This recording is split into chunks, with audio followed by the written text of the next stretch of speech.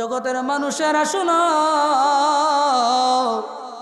যেদিন কিয়ামত হয়ে যাবে রে, যেদিন ইসরাফিল আলাইহিস সালাতু ওয়াস সালাম সিংহার মধ্যে ফুৎকার দিবে, দুনিয়ার মানুষ ওই কঠিন মুসিবতের দিনে আকাশগুলা ভেঙ্গে চুরমার হয়ে দুনিয়ার জমিনের মধ্যে দোষে দোষে পড়বে।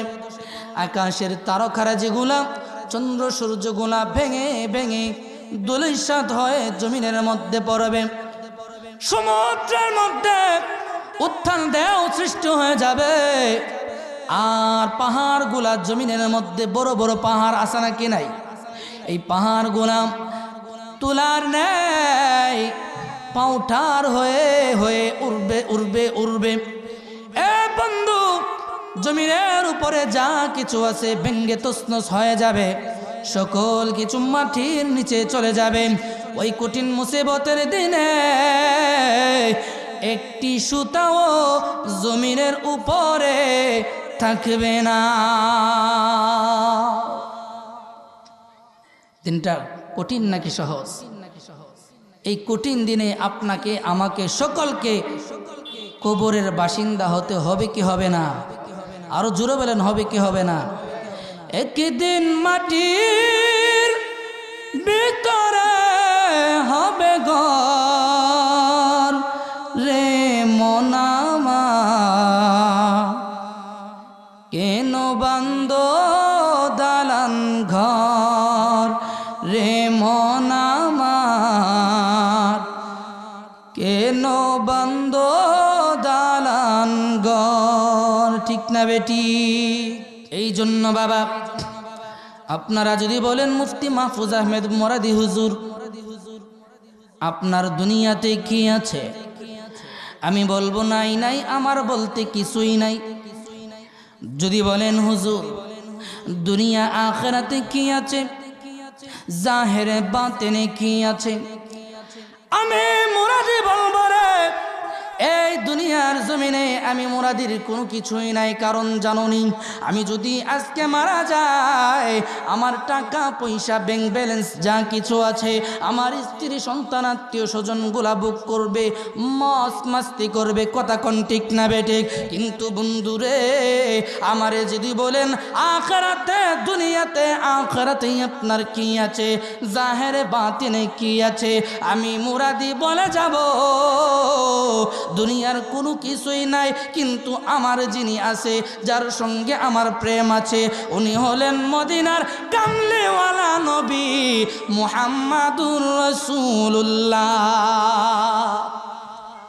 এই জন্য কবি বলেন, তুমি জীবন তুমি মরণ, আধার ঘরে তুমি আপন, তুমি জীবন তুমি মরণ, আধার ঘরে তুমি আপন, তুমি মুদের পারের তরি, তুমি মুদের আশার আলো, তাই তো তোমাকে বেশেছি ভালো, ইয়া রাসূলুল্লাহ ইয়া হাবিবাল্লাহ, ইয়া রাসূল জোরে, ইয়া হাবিব ইয়া রাসূলুল্লাহ,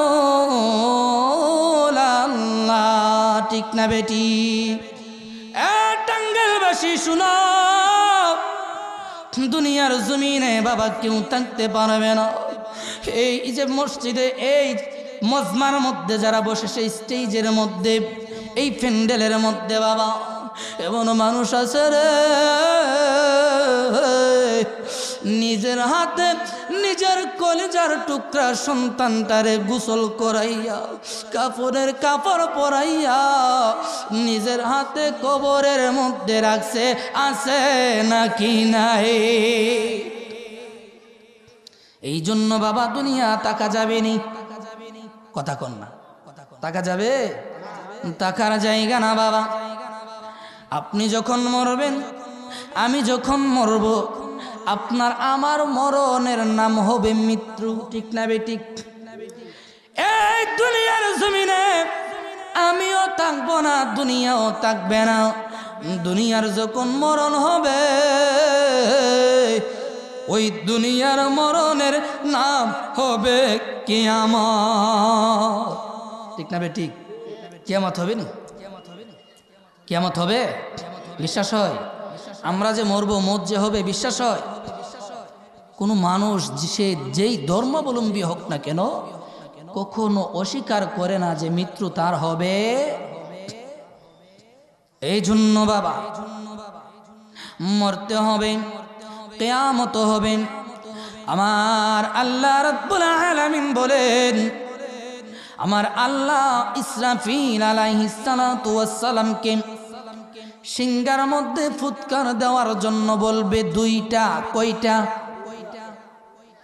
প্রথম ফুৎকারে কিয়ামত হবে, দ্বিতীয় ফুৎকার নির্দিষ্ট সময়ের পরে দিবে।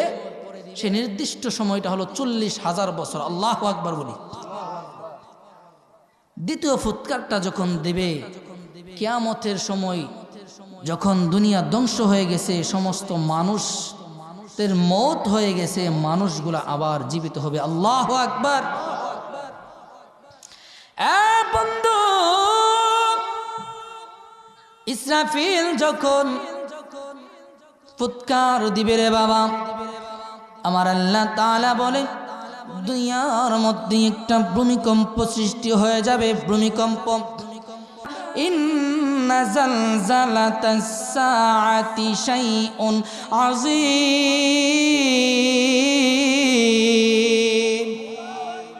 রব্বুল আলামিন বলে, ও টাঙ্গাইলবাসী শুনো,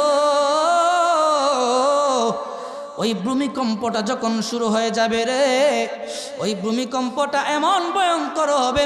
দুনিয়ার জমিনে তোমরা অনেক ভূমিকম্প দেখেছ, ভয়ঙ্কর ভয়ঙ্কর ভূমিকম্প দেখেছ, কিন্তু দুনিয়ার মানুষ শুনো, ওই কিয়ামতের সময় যে ভূমিকম্পটা হবে, এমন ভয়ঙ্কর ভূমিকম্প তোমরা জীবনও দেখো নাই। জীবনে দেখবা তো দূরের কথা, তোমাদের কল্পনার মধ্যেও আসে নাই। কেমন ভয়ঙ্কর হবে শুনবেন। আমার আল্লাহ তাআলা আরেক আয়াতে বলেন, ইয়াউমা তারাউনাহা তাযহালু কুল্লু মুরদিআতিন আম্মা আরদাআত ওয়া তাদাউ কুল্লু রাযাতি হামলিন হামলাহা ওয়া তারান নাসা সুকারা ওয়া মা হুম বিসুকারা ওয়ালাকিন্না আযাবাল্লাহি শাদীদ।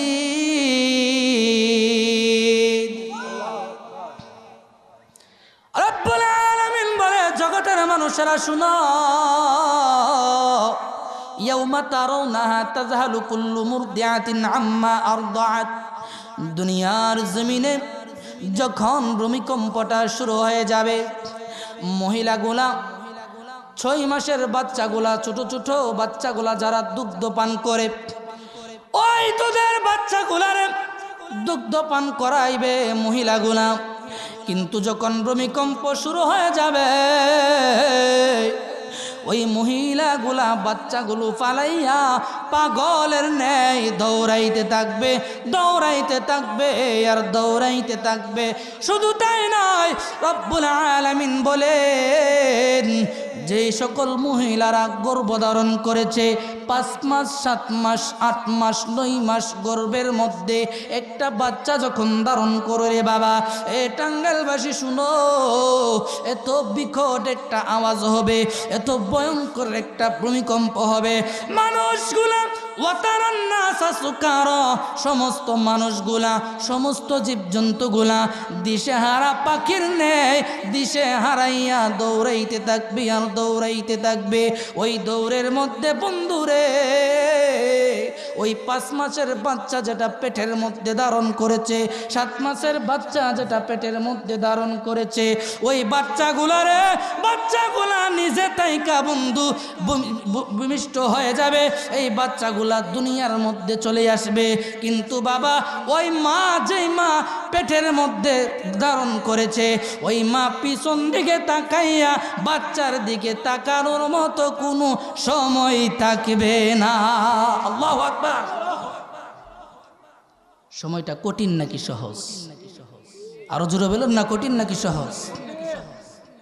আমার রব্বুল আলামিন বলেন, গভীর মনোযোগ, ইযাস সামাউ ফাতারাত ওয়া ইযাল কাওয়াকিবু ইনতাসারাত ওয়া ইযাল বিহারু ফুজ্জিরাত ওয়া ইযাল কুবুরু বু'সিরাত আলিমাত নাফসুম মা কদ্দামাত ওয়া আখখারাত ইয়া আইয়ুহাল ইনসানু মা গররাকা বিরাব্বিকাল কারীম।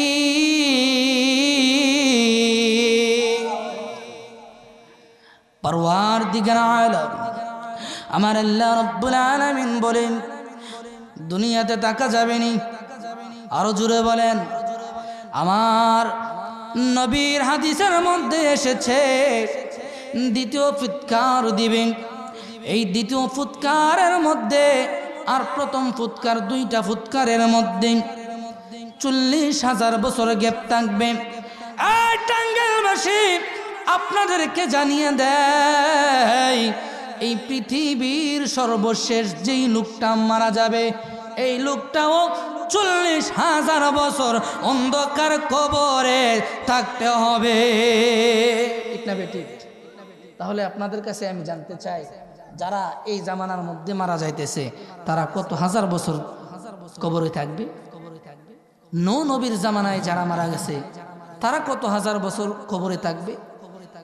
আদম সফিউল্লাহর জামানায় যারা মারা গেছে তারা কত হাজার হাজার বছর কবরের মধ্যে থাকবে, হিসাব নাই। কথা বলেন ঠিক না বেটি? কিন্তু বাবা জানতে চায়, 40,000 বছর কবরের মধ্যে যে থাকবো, এই 40,000 বছর আপনার আমার জন্য সহজ হয়ে যাবে। কবরটা জান্নাতের বাগান হবে যদি দুনিয়ার জমিনে আপনি আমি আমল করে যাইতে পারি। কথা কোন ঠিক না বেটি? ওই অন্ধকার কবর প্রত্যেকটা দিন, প্রত্যেকটা মুহূর্ত, সকাল বিকাল আপনার আমার নাকের ডগা বরাবর আইসা ডাকে, এ দুনিয়ার মানুষ শুনো রে, আমি হইলাম মালাকুল মউত আজরাইল, আমি হইলাম আজরাইল। এ দুনিয়ার মানুষ শুনে রাখো, এই দুনিয়ার লোভ লালসার মধ্যে পড়ে, স্ত্রী সন্তানের মায়া মমতার মধ্যে পড়ে, তুমি দুনিয়ার ক্ষমতার মধ্যে পড়ে, দুনিয়ার মায়া মমতার মধ্যে তুমি মোহমায়ার মধ্যে তুমি ডুবে গেলা।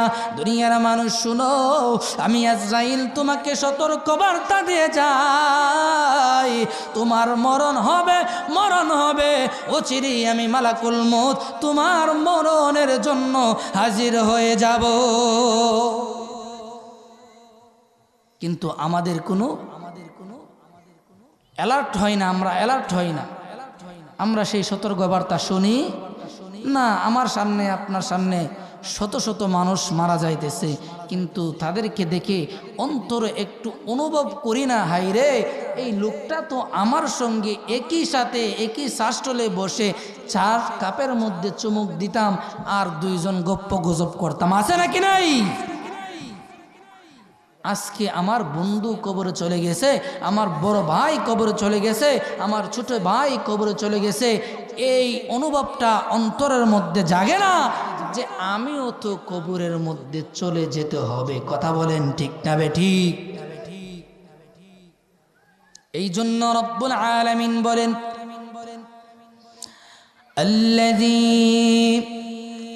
খালাকাল মাউতা ওয়াল হায়াতা লিয়াবলুয়াকুম আইয়ুকুম আহসানু আমালা ওয়া হুয়াল আজিজুল গফুর।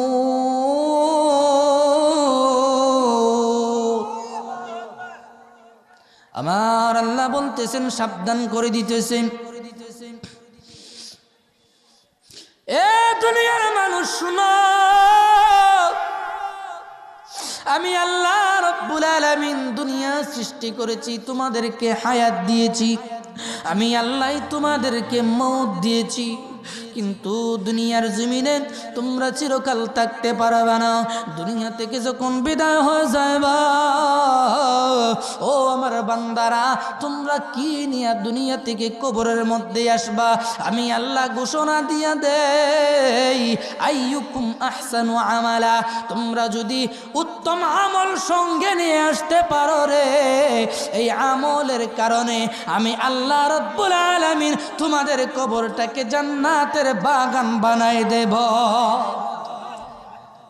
দুনিয়ার সকল মানুষই তো মারা যাবে, ঠিক না বেঠিক? এই যে আমাদের মসজিদের পাশে কবরস্থান আছে নাকি নাই?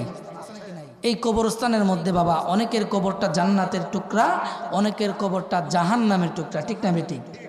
কবর হবে কারো জন্য জান্নাতের ঘর, আরো আবার কারো জন্য হবে জাহান্নামের ঘর। আমরা জান্নাত চাই নাকি জাহান্নাম চাই? আরো জোরে বলেন, জান্নাত না জাহান্নাম? এই জান্নাত যদি পেতে চায় বন্ধুরে, আমার আল্লাহ তাআলা মুসলমানদের জন্য সংবিধান বানাই দিছে কোরআন, ঠিক না বেঠিক? দুনিয়া থেকে চিরকাল থাকবো না, চলে যেতে হবে। এ বন্ধু, আজকে যদি আব্দুল্লাহ পাড়ার মধ্যে কেউ মারা যায়, এই মাঠের মধ্যে আপনার আমার জানাজা হবে, ঠিক না বেঠিক? ইমাম সাহেব জানাজা পড়াবেন, ইমাম সাহেব মুরব্বীদেরকে নিয়ে জানাজা পড়াবেন, মুসল্লিদেরকে নিয়ে আপনারে কাফন দাফন করাবেন। এ বন্ধু, যত আপন মানুষই হোক না কেন রে, আপনাকে আপনার সঙ্গে কবর পর্যন্ত পৌঁছে দিবে, কোন ঠিক না বেঠিক? এই কবর পর্যন্ত পৌঁছে দেওয়ার পরে আপনার বাবা বলেন, মা বলেন, স্বামী বলেন, স্ত্রী বলেন, সন্তান বলেন, সন্ততি বলেন, বন্ধু বলেন, বান্ধব বলেন, মসজিদের ইমাম সাহেব, এমনকি আমি মুফতি মাহফুজ আহমেদ মুরাদিও যদি এই জানাজার নামাজের মধ্যে অংশগ্রহণ করি, সর্বোচ্চ আপনার কবরের মধ্যে শুয়াইয়া এক মুষ্টি মাটি দিয়া আপনার জন্য দোয়া করে চলে আসব, কথা কোন ঠিক না বেটি? এই দুনিয়া ছেড়ে চলে যাব একদিন, মায়ারি বাঁধন ভেঙে যাবে একদিন, আসব না আমি আর, আসব না আমি আর এ ভুবনে কোনো দিন, এ দুনিয়া ছেড়ে চলে যাব একদিন, মায়ারি বাঁধন ভেঙে যাবে একদিন। খারাপ লাগতেছে আমার বাবাজিরা। এ বন্ধু, দুনিয়ার মধ্যে আমরা থাকতে পারবো না, দুনিয়া থেকে চলে যেতে হবে। এই জন্য আমি মুরাদি বলি রে, দুনিয়ার জমিনে আচার সিরিয়াল আছে, কিন্তু বাবারে দুনিয়া থেকে যাওয়ার কোনো সিরিয়াল নাই, ঠিক না বেটি? দুনিয়াতে যখন আসি তখন আমার আগে আমার বাবা আসে, ঠিক না বেটি? আমার বাবার আগে আমার দাদা আসে, তার আগে তার বাবা আসে, তার আগে তার বাবা আসে, ঠিক না বেটি? কিন্তু দুনিয়া থেকে যখন চলে যায়, এই দুনিয়া থেকে যাওয়ার কোনো সিরিয়াল নাই। বাবা বাবার কাঁধের মধ্যে সন্তানের লাশের কাটিয়া বহন করে অন্ধকার কবরে দিয়ে আসে কি আসে না? এই জন্য বাবা সাবধান, আমাদের নিজেদেরকে পরিবর্তন করতে হবে। যদি পরিবর্তন করে আমল আকিরা নিয়ে কবরে যেতে পারি, তাহলে কবর আমাদের জন্য জান্নাতের ঘর হয়ে যাবে, ঠিক না বেটি? একটা ঘটনা মনে পড়ছে, কইতাম নি? হ্যাঁ, নবী সুলাইমান, নবীটা ছোট নাকি বড়? কথা কন না।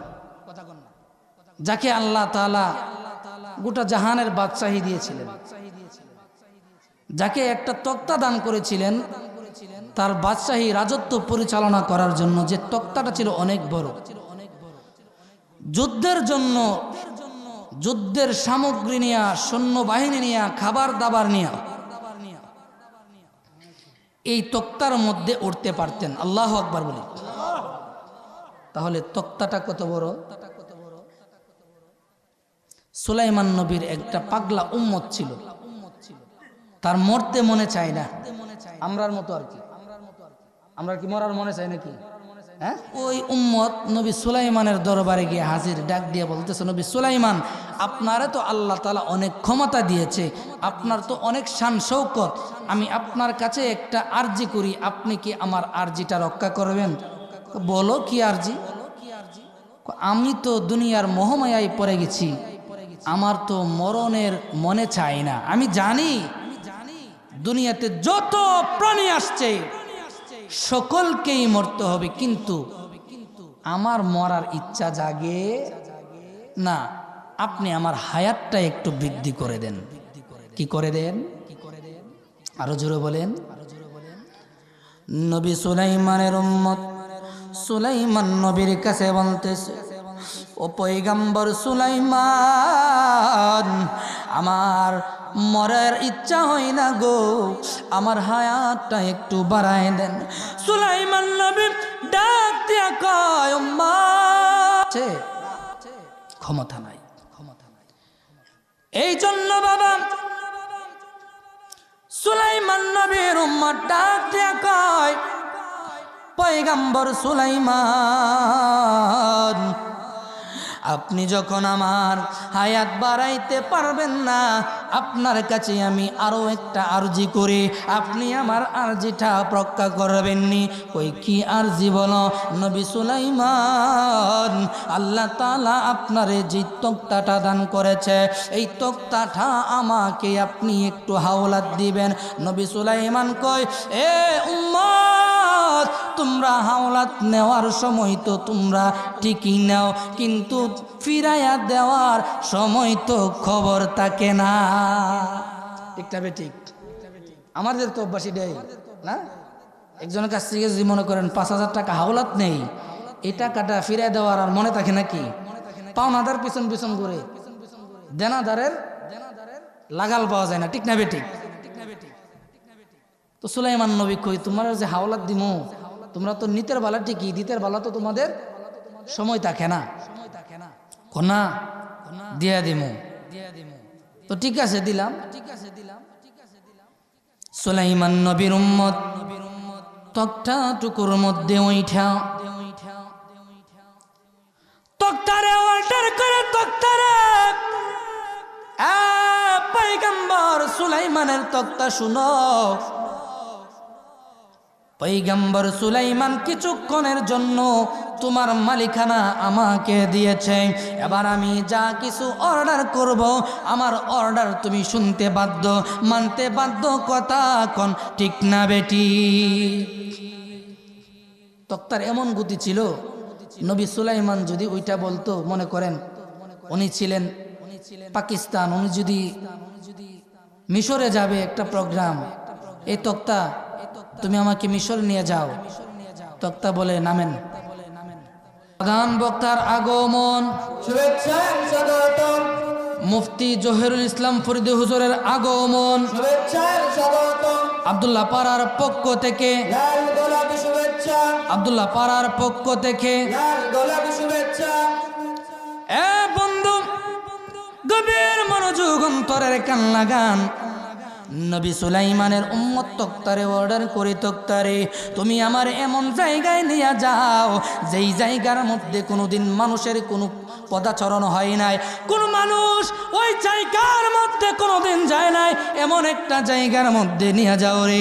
তক্তা ওই উম্মতটারে এমন একটা জায়গার মধ্যে নিয়ে গেল, গহীন জঙ্গলের মধ্যে নিয়ে গেল, যেই জায়গার মধ্যে কোনো মানুষ যায় নাই, কোনোদিন কোনো মানুষের পদাচরণ হয় নাই। ওই জায়গা যাওয়ার পরে তক্তা থেকে পা মাটিতে ফালাইতে দিরি রে, আজরাইল ডাক দিয়া কই, ভাই সাহেব আমি আইছে তো কখনোই, আপনার আসতেও তো দেরি হইছে কেন? সে তো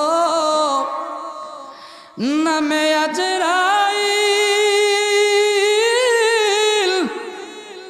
সঠিক সময় তোমার দ্বারে হইবে দাখিল। ঠিক না বেটি?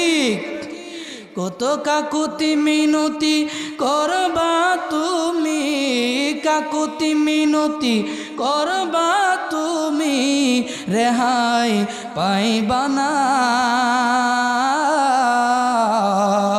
আজরাইলা শিলে পরে কফিয়ত চলবে না রে মন কফিয়ত চলবে না চলবে নি বলতে পারবেন নি ভাই আজরাইল দোস্ত অনেক দূর থেকে আসছেন জার্নি কইরা আপনি কাইল হয়ে গেছেন গা দেশি মুরগিটা জবাই করছি আপনার রোস্ট করে দিছি খান দেশি গায়ের দুধটা জাল দিয়া লাল করে সর ফালাইছি বৈশা খান একটু বিশ্রাম নেন 10 মিনিট পরে আমার জানটা কবজ করেন চলবে নি হ্যাঁ ব্যাংক থেকে যত ব্যালেন্স আছে সব কিছু দিয়ে দিবেন 5 মিনিট পরে আমার জানটা কবজ করেন চলবে নি চলবে না